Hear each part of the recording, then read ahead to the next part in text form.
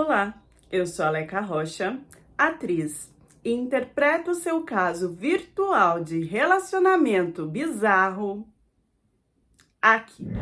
Até onde você iria para conseguir alcançar um padrão?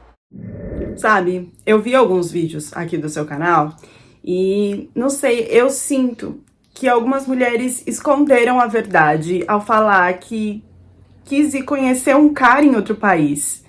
Meio que até inventaram alguma situação para que não ficasse feio a ideia de ir ficar, casar em outro país.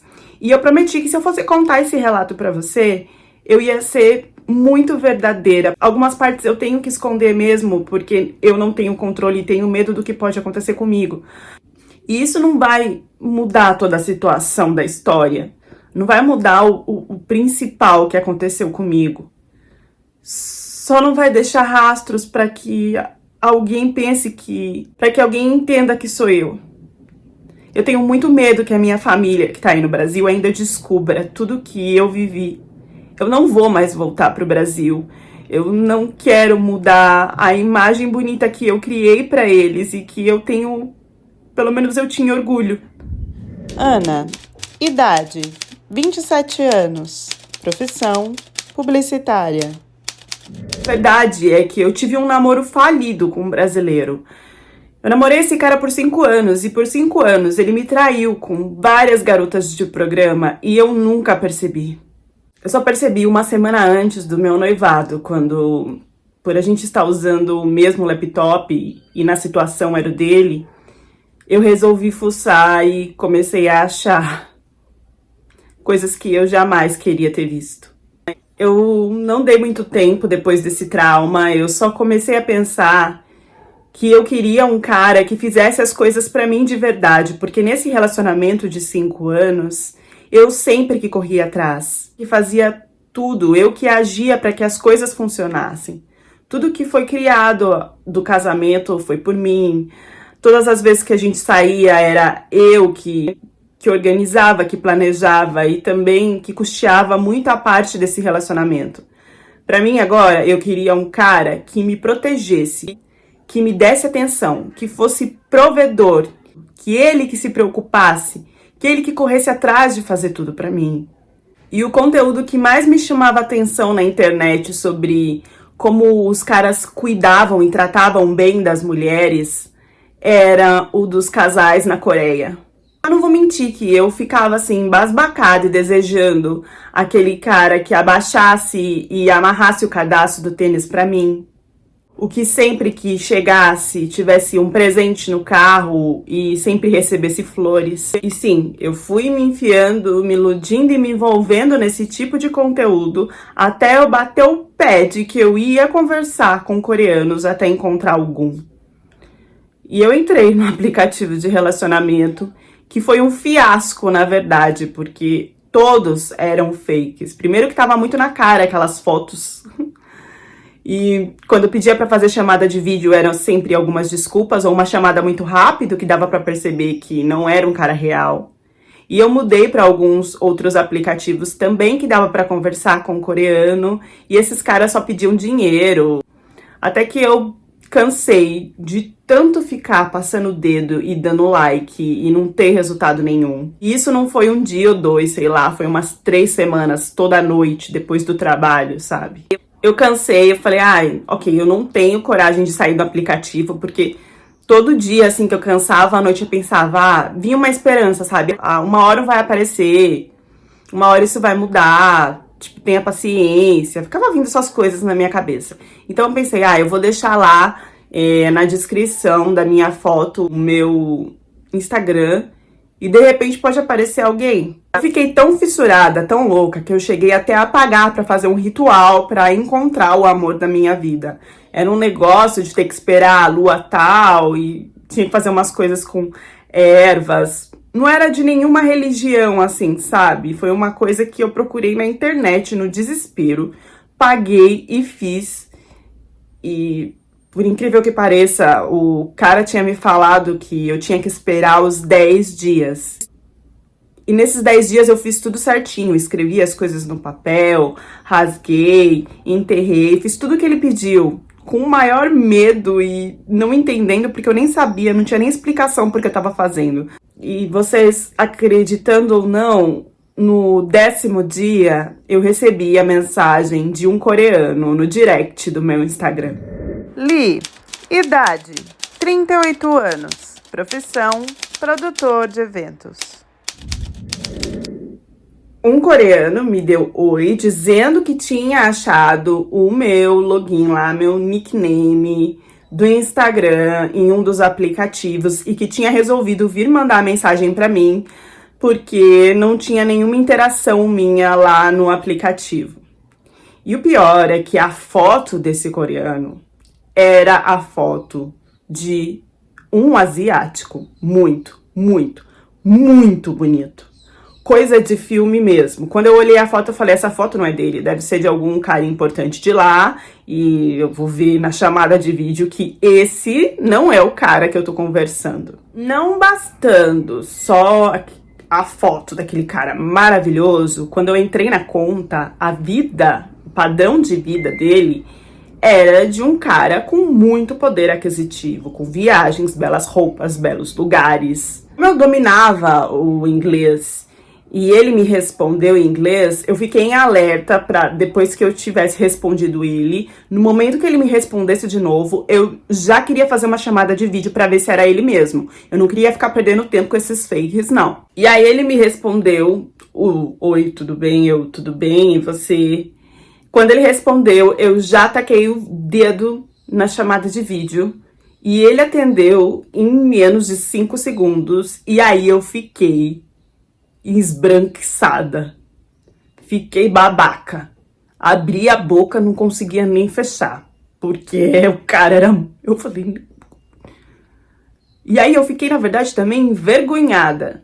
Porque eu não era uma menina de padrão de beleza mundial.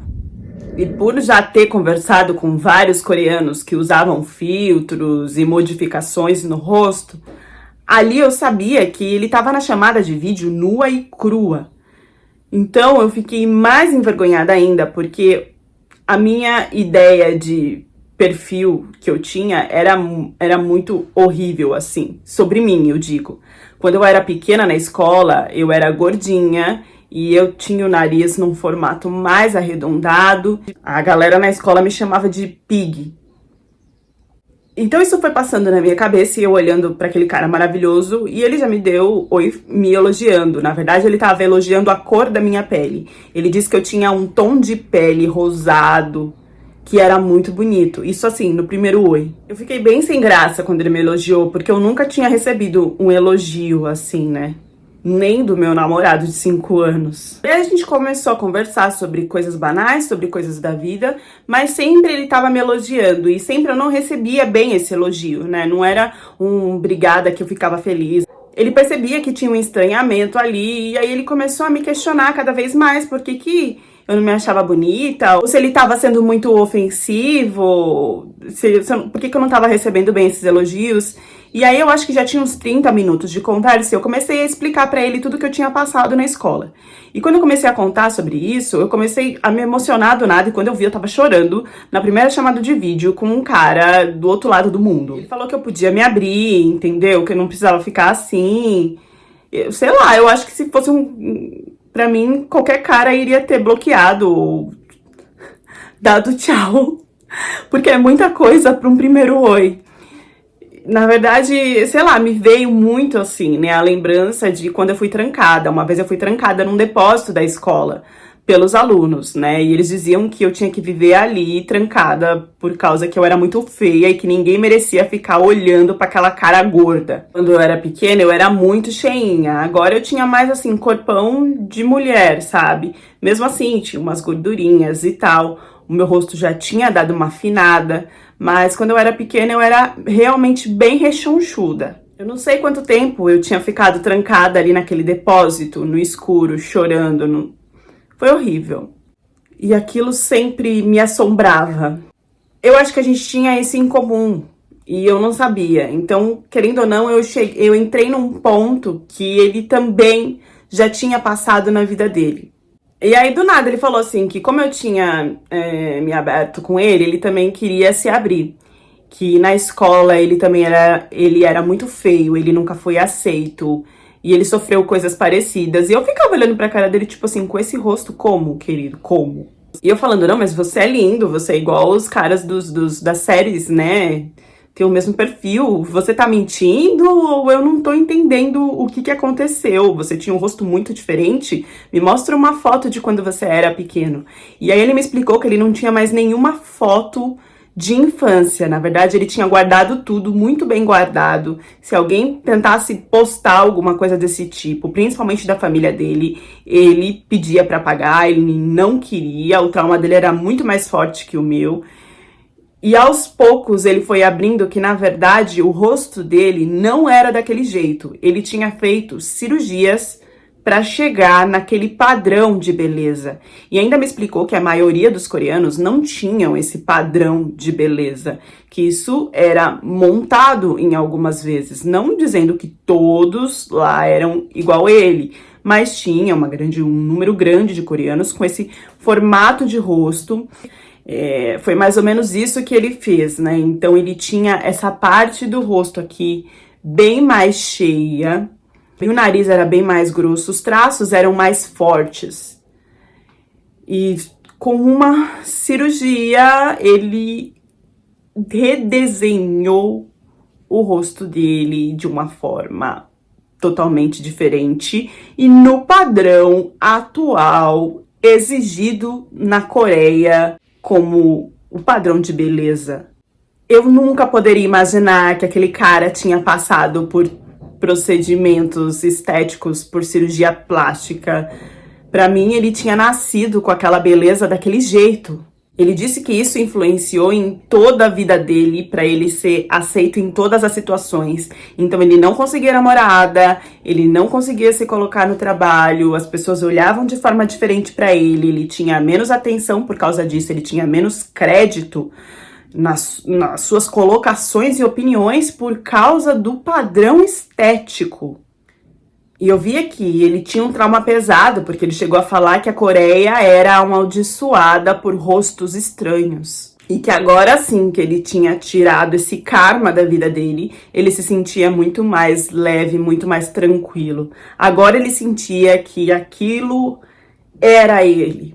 Só que ele adquiriu um bloqueio com as mulheres coreanas, porque naquela época ninguém aceitou ele. Então é como se agora elas estivessem aceitando ele só por causa disso. E ele não quisesse uma mulher desse jeito, por isso que ele estava procurando tentar se relacionar com estrangeiras. Comecei a me envolver em tudo e aí ali parecia que eu já conhecia ele há anos, eu já não desconfiava mais dele.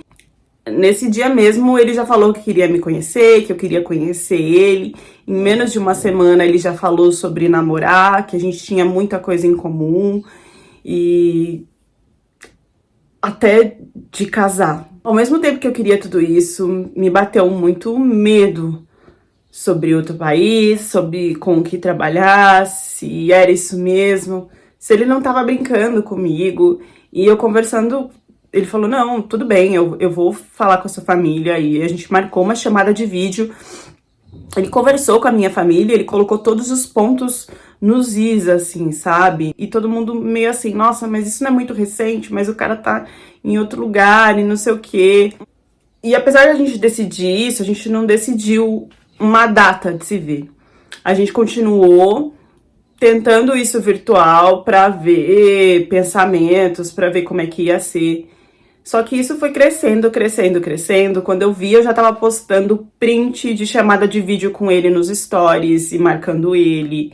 E as pessoas do meu Instagram, que assim, só eram amigos e conhecidos, eu não era uma pessoa popular. Mas todo mundo ali já tava vendo e perguntando e falando, e aí, você vai mesmo? E quando que vai ser? E aí, quando eu vi, minha família também já começava a entender que ali ia acontecer alguma coisa. E eu fui montando até posts de destaques, assim, porque a gente fazia muita coisa junto no vídeo. De repente tinha um dia que a gente tinha cozinhado e aí ele tinha feito uma comida, isso tudo no vídeo, né? E aí printava ou gravava e postava. assistir filme junto, tipo, o mesmo filme, sabe? Lógico que em laptops de lugares diferentes. E aí a gente postava e todo mundo, nossa, como que vocês conseguem, né, ficar tanto tempo juntos? Isso realmente vai dar alguma coisa. Porque trabalhava na parte de eventos, assim, ajudava a gerenciar eventos. E aí ele gravava e me mandava, e aí eu postava isso. Quando tinha reunião na minha família, alguma festa, alguma coisa assim, às vezes eu ligava a chamada de vídeo e ele ficava lá com a gente.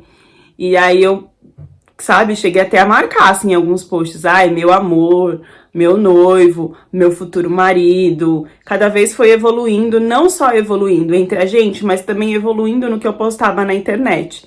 Então, meio que as pessoas que ali estavam em volta da minha vida, do meu meio social, já tava sabendo de todo o rolê. Foi virando uma redoma, assim, quando eu vi, já tinha gente perguntando quanto que ia ser o primeiro encontro, se eu ia mesmo. Virou aquela coisa. E eu tinha meio que assim, quando as coisas começavam a dar muito certo, que pensava em alguma coisa pra bloquear, assim, ai meu Deus, mas isso vai dar errado, mas o que que eu vou fazer com isso? E a bola da vez foi o trabalho. Eu fiquei, meu Deus, mas o que que eu vou fazer na Coreia? Como que eu vou correr atrás disso? Eu não sei falar coreano.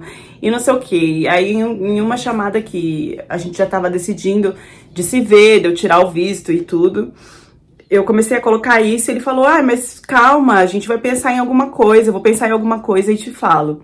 E aí ele veio com a ideia de que muitas estrangeiras fazem por lá, que é a tal da figuração. Dá pra você trabalhar como figuração lá na Coreia. Ele começou a me mostrar, né, o mundo da figuração, como tinha vários dias, como era, como ele trabalhava com essa parte de eventos, ele tinha contato, né, com pessoas de nome, que estavam nessa área artística, que ele podia me apresentar. Dependendo de como fosse, talvez eu até pudesse virar uma modelo na Coreia, até pudesse entrar mesmo para esse meio artístico, que ele estava ali disposto a me ajudar, a me direcionar para o que fosse. Quando eu finalmente animei com toda essa situação e vi que tinham meninas de vários tipos fazendo figuração na Coreia, ele veio com meio que um balde d'água, né? Que ele falou, olha, eu vou ter que ser sincero com você agora. Se você quiser tentar por esse lado, você vai ter que perder uns quilinhos. Falei, eu entendo, né? Eu não vou ficar magoada com essa parte. Eu sei que é uma coisa de padrão e eu posso tentar. Na verdade, ele tinha já uma dieta meio que era como ele fazia pra cuidar do corpo. E ele disse que podia me passar. A gente tentou fazer isso algumas vezes, mas assim, eu não emagrecia de jeito nenhum. Mesmo fazendo exercício e comendo normal. E aí ele deu a ideia de eu ficar só comendo fruta e água. Era uma dieta que ele tinha lá do meio da família dele. Aliás, ele sempre trazia coisas assim do meio da família dele. A família dele parecia um clã que tinha ideias e pensamentos que eles seguiam, e uma delas era essa tal dessa alimentação, que nada mais era do que ficar bebendo água o dia inteiro e comendo fruta e mais nada. Tinha os horários certos, né? Podia comer leguminosas e tal, mas assim, açúcar, farinha, pão, nada disso, não podia comer. No começo, eu só consegui, na verdade, por 2 dias. E aí ele começou a controlar isso no vídeo e ele começou a ficar um pouco ríspido de perguntar, mas o que que você almoçou? Ou de eu estar comendo alguma coisa no vídeo e ele falar, larga isso, cospe isso. Eu não podia jantar e ele ficava preocupado e me questionava se não naquele dia, se não mandasse mensagem naquele dia, ele mandava no outro, você jantou, você não jantou. Aquilo começou a ficar meio controlador e meio possessivo assim na minha cabeça, sabe? Mas eu sabia que ele tava fazendo isso para o meu bem, queria também brigar por qualquer coisa, eu sabia que ele era focado, era determinado, diferente de mim. Apesar de suar várias vezes um pouco agressivo, um pouco ríspido, eu meio que passei por cima disso e relevei, porque tinham coisas muito maiores pra vir, tinha coisas muito maiores que eram os nossos sentimentos, e tudo bem, a gente tinha que ceder às vezes, né? Uma vez ele cedia, outra vez eu cedia. Resolvendo o visto e tudo pra ir pra Coreia, ele falou, olha, tira os documentos pra casar. Eu falei, não, mas a gente nunca se viu, né? Eu vou aí pra te conhecer, como assim tira os documentos pra casar? E ele falou, de repente toda essa interação que a gente tem no vídeo acontece ao vivo, E aí, a gente tinha casa, eu não quero perder tempo mais, eu já perdi muito tempo da minha vida. E eu tô percebendo, assim, que você é uma menina que tá comigo sem interesse nenhum, então, se você quiser, eu posso te mandar o dinheiro, você traz os documentos já e fica de reserva. A gente não precisa casar, mas se a gente tiver vontade de casar, os documentos já vão estar aqui. Avisei a minha família, teve festa de despedida, cartão, cartaz, não sei o que, flores, e vai e tal. E fui. E a minha primeira semana foi uma vida de dorama. E como todo dorama, a gente tem surpresas. Ele mentiu. Ele falou pra mim que participava, que produzia eventos e tal, mas não, era mentira. Na verdade, ele trabalhava em um negócio da família que ele não quis muito que abrir, mas eu senti ali que tinha um clã, alguma coisa bem assim, que era segredo. E que, na verdade, ele não abriu a verdadeira profissão dele, porque ele tinha muito mais dinheiro do que ele demonstrava ali naquelas fotos e naqueles posts. Nas chamadas de vídeo, ele contava pra mim que aquilo era da família dele, não dele, que ele não queria usar daquilo e que por isso ele trabalhava nessa parte de produção de eventos. Mentira também. Ele usufruía, assim, daquilo, na verdade ele ajudava aquilo a triplicar, quadruplicar, só que ele não queria uma mulher que tivesse interessada só nisso, por isso que ele mudava um pouco como era o padrão de vida dele quando ele conversava com alguém, porque ele queria alguém que se interessasse realmente pela essência dele, pelo que ele era.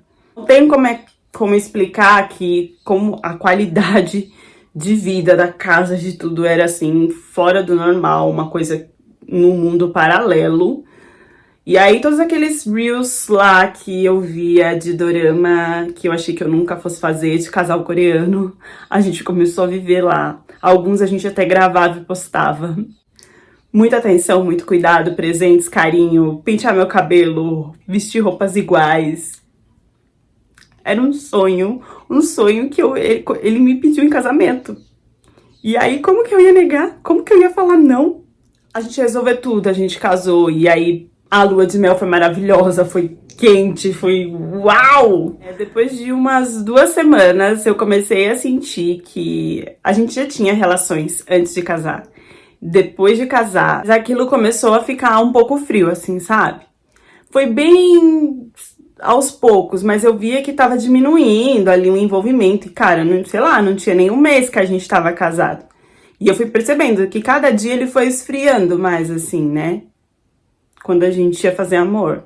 Ao mesmo tempo, ele começou a ficar mais rígido também com essa questão de dieta, a ponto das minhas roupas ficarem largas, de tanto que eu tinha emagrecido. Até que ele pegou um dia na minha mão, me sentou e falou, a gente como casal, eu acho que a gente tem que conversar e resolver tudo na comunicação. E eu, tá certo, né? O que foi? E aí ele falou, olha, eu não quero que você fique triste e tal, mas eu não tô sentindo mais muita atração por você. Assim, não que você não seja linda, você é maravilhosa, tanto que eu escolhi você para ser a mulher da minha vida. Mas eu queria, se você aceitasse, eu queria que você colocasse silicone. Eu fiquei meio confusa, porque assim, eu não achei ruim a ideia de colocar silicone, eu não achava ruim, assim. Eu já até tinha pensado, porque eu realmente tinha os peitos bem pequenininhos, mas assim, também não era uma coisa que era muito importante pra mim na minha vida. E eu percebi que, sim, emagrecendo, eles tinham murchado um pouco mais. E, bom, eu acho que em outro tempo na minha vida eu ficaria triste com um cara que falasse isso comigo. Mas, com tudo que eu tava vivendo ali, eu não achei que isso era um grande problema. E também não achei nenhum cara que quisesse algum dia pagar silicone pra mim. E ele, pelo jeito, tava disposto ali e falou que era porque ele sentia que eu ia ficar mais bonita, porque isso ia ajudar mais no meu perfil, até mesmo pra eu procurar trabalhos e... sei lá, na verdade a conversa que talvez pudesse virar uma briga, virou uma solução, assim. Foi super saudável conversar sobre isso. E eu falei, não, eu aceito, se você acha que eu vou ficar mais bonita. E aí ele foi, sabe, criando um brilho no olho, ficando mais feliz, ficando mais envolvido. E foi assim que ele me ajudou, me amparou em tudo pra eu colocar silicone. Só que eu achei que assim, o que ele queria, o que a gente escolheu com o médico, era muito grande. Mas Mas ele disse que aquilo ali era um padrão Coreia, que podia me ajudar até eu conseguir os trabalhos de figurantes, que eu ia começar a tentar. E, bom, a gente chegou lá no meio termo de colocar um tamanho que pra mim era um pouquinho maior, assim, do que eu queria. Comecei a me sentir tão feia, assim, antes de fazer a cirurgia, né, e nesse tempo preparatório, eu me senti muito mal, assim, com o que eu tinha. E, sei lá, a gente nem fez muito amor, na verdade, já não se aproximava muito de mim. E o incrível que foi quando eu coloquei a prótese, ele me ajudou em todos os momentos, com tudo. E ficou tão feliz, né, que a gente voltou, assim, a ter uma relação normal. E eu gostei, eu me senti maravilhosa, assim. Ele começou a me tratar como uma deusa, apesar que eu me sentia um pouco assim, com muita coisa assim, sabe? No início e depois, vai desinchar e tal, eu me sentia muito pesada. Às vezes, assim, incomodava as minhas costas, dava dor. E também eu achei que o modelo podia ser uma coisa mais natural. Eu achei que era uma coisa muito dura, assim. Mas eu me senti muito bonita, me senti melhor, sim. E, nossa, o tratamento dele cada vez só melhorava, assim. A gente só criava mais conexão e ficava mais feliz juntos. Começou a fazer amor de um jeito muito quente. Sabe, eu arrumada, eu desarrumada, qualquer roupa que eu colocava, tudo pra ele tava bonito, tudo pra ele em mim. Ele ficava olhando, assim, eu sentia que ele tava, nossa, me desejando a todo momento. E aí, com uns meses de casado, eu tentando, né, vários trabalhos como figurante, e eu não consegui fechar um trabalho. Na minha cabeça era porque eu não sabia coreano, e eu devia começar a estudar, mas eu meio que eu senti que ele não ficou interessado nessa coisa de eu estudar coreano. E quem fazia, né, a ponte de conversar com os agentes, com os bookers, né, tudo pra ter esses trabalhos era ele. Então ele mandava a minha foto, ele mandava os e-mails, mandava tudo. E sempre vinha uma resposta negativa. Ele me contava, olha, não foi dessa vez, mas calma, vai acontecer. Ai, não foi dessa vez por causa disso, por causa daquilo. Eu não tinha essa parte de conversar. Como eu sabia o inglês, ele disse que eu ia conseguir só com o inglês, se eu precisasse gravar e tal, que não precisava do coreano. Mas eu achava que isso era um pouco estranho. Também achava estranho que eu não podia correr atrás dessa parte, eu não podia me sentir útil de, sei lá, mandar e-mail, de visitar as pessoas, de ver como que era o trabalho, como que eu tinha que fazer. Foi se aproximando do meu aniversário e eu tava triste, porque eu não conseguia me achar na Coreia profissionalmente, apesar de ter uma vida de rainha. E ele falou, não, calma, não fica assim, eu vou te ajudar, eu vou te dar um presente de aniversário que eu tenho certeza que você vai gostar. Ele começou, assim, sabe, a querer dar dicas sobre esse presente, eu muito curiosa e muito surpresa e querendo saber o que era e não parava de tanta euforia. E quando chegou o meu aniversário, eu não recebi muito bem esse presente, porque na verdade ele me deu de presente uma outra cirurgia plástica. Tava na moda fazer aquele... É um biquinho. Como se fosse um biquinho... Na verdade, eles falam um biquinho de pato na boca. Lip tape, alguma coisa assim. Na verdade, é mudar o formato dessa parte aqui da boca pra ficar uma coisa mais sexy. Sei lá, não tinha essa ambição de ficar fazendo cirurgias, sabe? Mas ele falou que isso estava muito na moda, que isso ia me ajudar a se aproximar mais do perfil das meninas que trabalhavam nessa área. Ele também começou a falar do meu nariz, que a gente podia afinar, podia já fazer um pacote para fazer tudo. E eu, assim, meio que desesperada, porque eu tava com medo, né? Era meu rosto, eu tava com medo de mexer. Mas ele foi me mostrando as fotos das coreanas, as coreanas que eram aceitas, as que eram julgadas, e como isso ia me mudar na foto, e talvez isso se aproximasse mais os agentes de querer me chamar para o trabalho. Ele ficou um pouco ríspido, sabe? De falar, poxa, eu tô te dando de presente, eu quero o seu melhor, eu tô fazendo para te ajudar. E eu, né, comecei a pensar que realmente talvez ele tivesse razão. E ele tava ali o tempo inteiro pra mim. E sabe, eu recebi mensagens das pessoas do Brasil, né, da minha família, dos meus amigos, e falando, nossa, que bom que você cresceu, que deu tudo certo, que olha onde você tá. E aí eu vi, assim, tudo como a minha vida tinha mudado. Era muito bom também ter essa recepção da minha família, de todo mundo que tava torcendo por mim. E aí eu topei, assim. Eu não sei como que eu ia negar esse presente também. Eu via que o médico falava muito sobre afinar o meu rosto também. Eu confiei muito nele nessa hora pra fazer, assim, todas as coisas. Até porque eu não entendia muito. E fui na cara e na coragem, fiz a cirurgia. Ele cuidou de tudo, sabe? Mas eu tenho que confessar aqui pra vocês que eu me arrependi muito. Primeiro porque eu senti muita dor e eu não senti que tinha necessidade. Eu não gostei do resultado. E deu um erro, na verdade, assim, de ficar depois da recuperação ainda, de ficar algumas marcas, uma cicatriz que era pequena, não era tão perceptível e dava pra cobrir com maquiagem, mas que eu não tinha antes.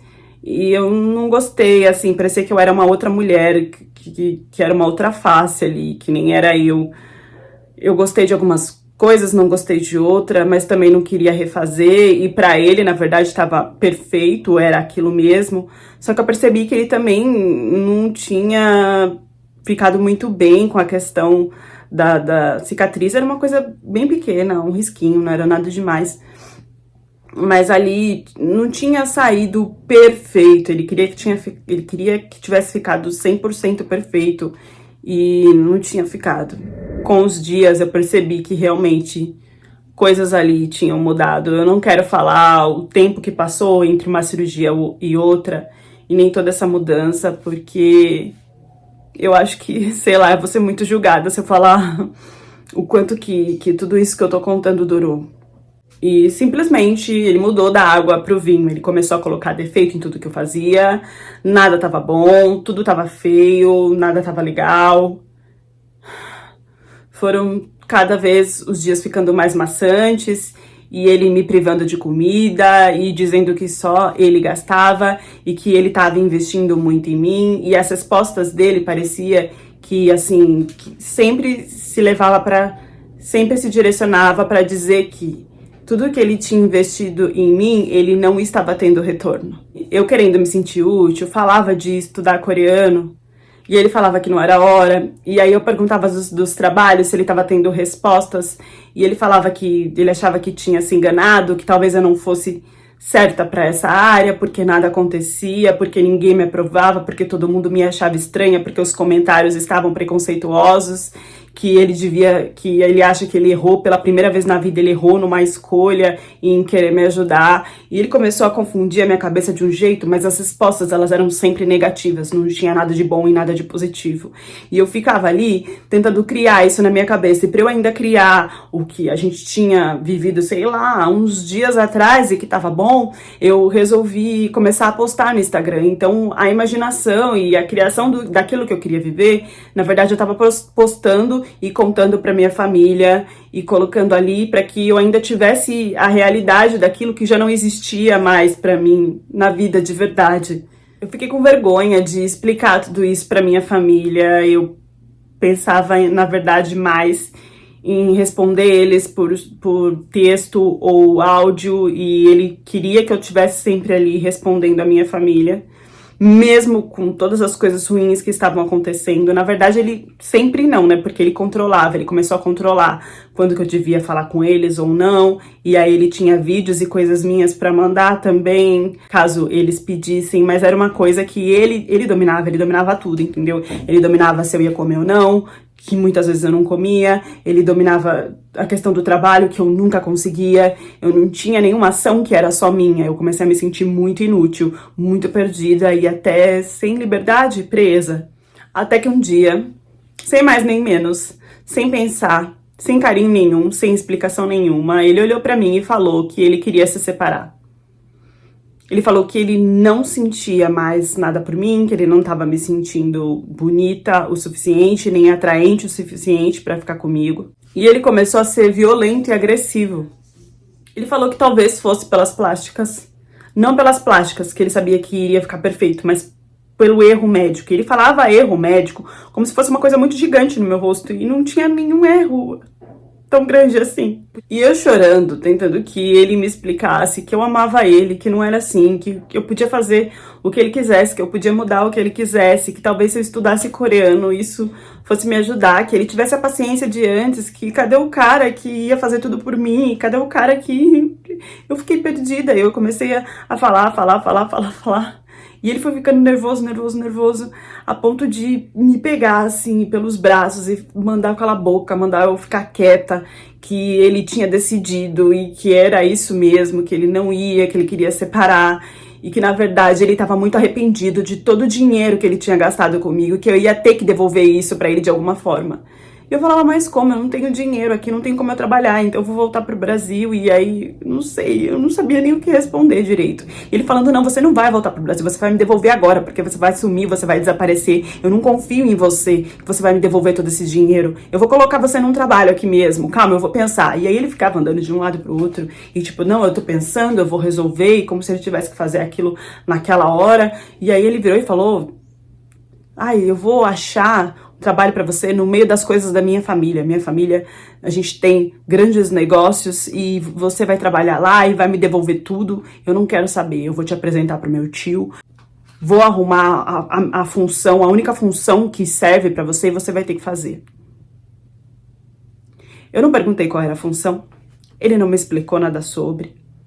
Rolou um silêncio, eu fiquei trancada no quarto. Até que à noite, o tio dele chegou, não só o tio dele chegou, mas mais 5 homens. E eles eram muito estranhos. A gente tinha casado, eu não tinha visto família nem nada.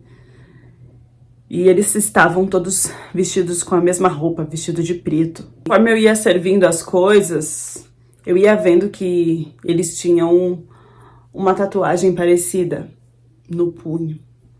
E eles chegaram ali pra usar todo tipo de droga. Eu comecei a ficar com muito medo. Eu nunca tinha visto as pessoas usarem tanto assim. Nesse dia, ele me entregou pro tio dele. E o tio dele usou e abusou de mim. De uma forma que eu nunca imaginei. No outro dia, eu só chorava. E ele chegou pra mim e falou que eu tinha que agradecer ele, porque de uma gorda feia, ele tinha feito eu virar uma mulher com um padrão de mulher desejada na Coreia, apesar dos erros. Explicou que ele era de uma família de magnatas, de pessoas influentes com conexões na política, e que eu ia ter que ficar quietinha, porque qualquer coisa que eu fizesse, eles acabavam com a minha vida antes de que eu conseguisse chegar no aeroporto. Falou que a maioria das mulheres eram tratadas dessa forma e tinham essas funções dentro do clã da família dele. Eu não conseguia entender se era a família de verdade ou se era um grupo de caras. Disse que eu serviria como uma ótima acompanhante de luxo e que agora eu serviria a ele e a família dele. Nesse mesmo dia ele fez eu gravar vários áudios que aos poucos ele disse que mandaria para minha família e quando precisava ele pedia para eu gravar ou fazer uma foto ou fazer alguma coisa e mandar para eles. E um dia era o primo, outro dia vinha o avô, outro dia vinha sei lá quem. Era sempre um cara parente da família dele que eu tinha que acompanhar e fazer tudo que eles quisessem. Eles faziam o que queriam comigo. Eu não conseguia nem entender o que eles estavam falando. Eu não entendia nada. Não quero falar o tempo que eu passei por isso. Posso falar que foram mais de 6 meses, eu não vou falar. Eu tenho vergonha. E no começo ele me ameaçava dizendo que ia acabar com a minha vida, depois que ia me cortar, que ia cortar os meus dedos. Depois ele começou a me mostrar um conteúdo humilhante que ele tinha de mim, que eu nem sabia como que tinha. Era foto, era vídeo, e que se eu fizesse alguma coisa ele ia mandar isso pra minha família. que ele ia me expor até mesmo na Coreia. As fotos e os vídeos eu estava numa situação assim humilhante, numa situação deplorável. E assim eu fui servindo de acompanhante para homens importantes que ele falava que eram parentes dele, que era da família dele. Nos primeiros dias eu ainda tinha celular, eu mandei mensagem para uma amiga e essa mensagem ela simplesmente nunca chegou. Eu não entendi, eu tinha internet e não ia, e depois a foto da minha amiga desapareceu e depois eu já não tinha mais celular e depois tudo já era controlado por ele. Eu não sei explicar para vocês essa sequência ou como que isso aconteceu. Eu não sei. E depois de um tempo ele me descartou. Ele me deixou em um lugar que eu entendi que ali ele tinha ganhado um dinheiro para que eu ficasse lá. E nesse lugar parecia um bordel, sabe? Eu já não conseguia nem imaginar o que eu ia passar ali. Mas nesse mesmo dia chegou uma mulher, e era uma mulher assim que falava várias línguas, porque os caras de lá, eles só falavam coreano, eu nunca entendia nada, eu sempre era puxada de um lado para o outro. E essa mulher, ela olhou para mim, e aí ela falou em inglês que eu era uma menina muito bonita, e que eu não deveria ficar ali, que eu podia tentar um padrão melhor.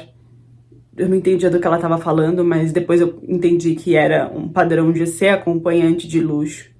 Porque, pelo que eu vi, pela pouca experiência que eu tive ali, as coreanas mesmo, as mulheres que têm lá o perfil de beleza coreano, elas não ficam no prostíbulo de uma forma muito largada. Elas são vistas como modelos que acompanham homens de posse, clãs, magnatas, homens da máfia que querem ter relações. Então existe todo um nível. Ali naquele lugar tinha mais estrangeiro, entendeu? Era um lugar bem largado, não tinha banheiro, era um negócio, tudo sujo. Eu nunca vi uma coisa tão suja, tão feia na Coreia. E ali era no estilo bordel, cabaré mesmo. Só que as mulheres coreanas de traços bonitos, elas não ficavam ali. E por tudo que ele tinha feito em mim, ela percebeu que talvez eu fosse uma boa aposta para ela. Eu acho que ela pagou um dinheiro por mim ali também. E eu trabalhei com essa mulher um tempo, sem celular, eu não tinha contato nenhum com a minha família. Depois de um tempo, essa mulher, ela foi boa para mim, ela não foi tão ruim, sabe? Apesar de eu ter que fazer isso pra ganhar dinheiro, de ter que usar o meu corpo pra ganhar dinheiro, essa mulher, ela não foi tão ruim quanto ele, não. Depois de um tempo, eu recuperei meu celular, eu recuperei de ter um celular e tudo, e voltar ao contato com a minha família, e parecia que a minha família nunca tinha perdido o contato comigo. Ele usou vídeos, usou fotos, eu não sei como ele fez, mas parecia que a minha família não tinha perdido o contato comigo. Com essa mulher eu comecei a subir de nível e comecei a fazer programas com caras cada vez mais importantes. E nisso eu consegui de algum jeito juntar dinheiro.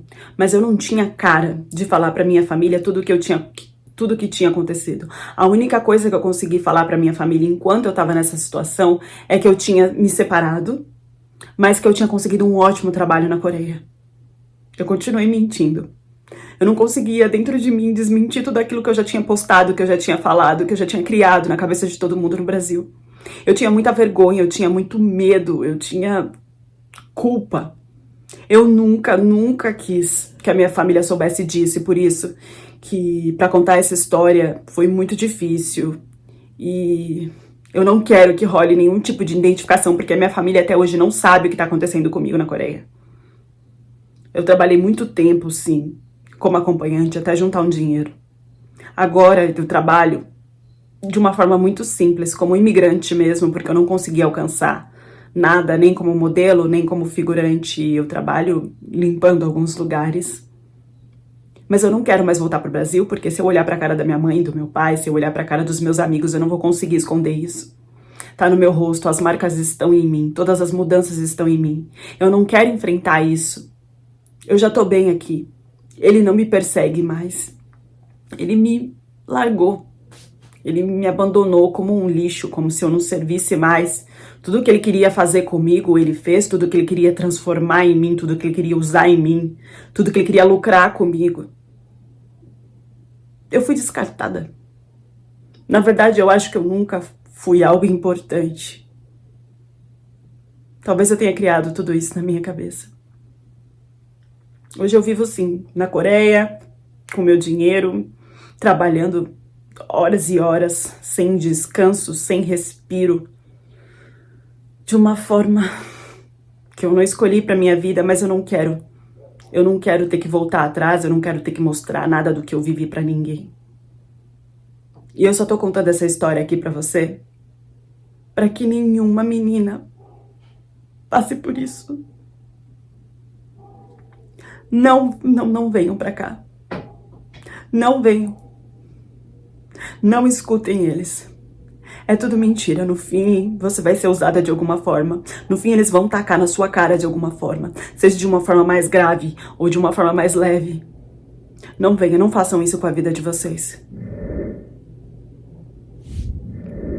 Até onde os nossos traumas de infância podem nos levar? Será mesmo que rolou todo esse encantamento e paixão do Lee e ele só mudou com a Ana por causa das complicações que ela teve nas cirurgias do rosto? Ou o Lee tramou tudo isso para ter uma estrangeira num padrão aceitável como acompanhante de luxo para ele lucrar na Coreia? Alguns sinais na história mostram que talvez o Lee seja de uma máfia, de um clã, né? Existe toda uma história, todo um histórico sobre a máfia, tanto no Japão como na Coreia, que batem muito com o que a Ana contou na história. Mas será mesmo que o Lee faz parte de uma grande máfia? Ou ele fez tudo isso simplesmente para tirar o dele e a Ana não correr atrás de denunciá-lo? O quanto o Lee tem de poder lá na Coreia a ponto de descartar uma mulher e não se preocupar, de descartar uma mulher e não acabar com a vida dela e saber que nada vai respingar pro lado dele. O que fica claro na história é que pessoas manipuladoras, e nesse caso, pessoas que querem lucrar em cima do seu corpo, em cima da sua energia, em cima da sua vida, essas pessoas têm uma habilidade muito grande de se ligar às suas dores e os seus vazios. Então que a gente comece a trabalhar sobre isso, que a gente faça terapia, que a gente comece a entender todos os nossos buracos para que ninguém possa nos acessar de um jeito tão forte. Para mim, essa história é mais uma experiência de como se pode aliciar uma pessoa. De como você pode envolver uma pessoa e jogar ela dentro do tráfico. Mais uma vez, eu reforço no vídeo que eu não estou falando de todos os estrangeiros, eu não estou falando de todos os coreanos, estou falando de uma situação que existe dentro da Coreia, não só na Coreia como em outros lugares do mundo e que a gente precisa estar alerta. Você, estrangeira, vai ser super bem aceita fora do padrão exigido lá na Coreia? Não vai. Isso é ilusão.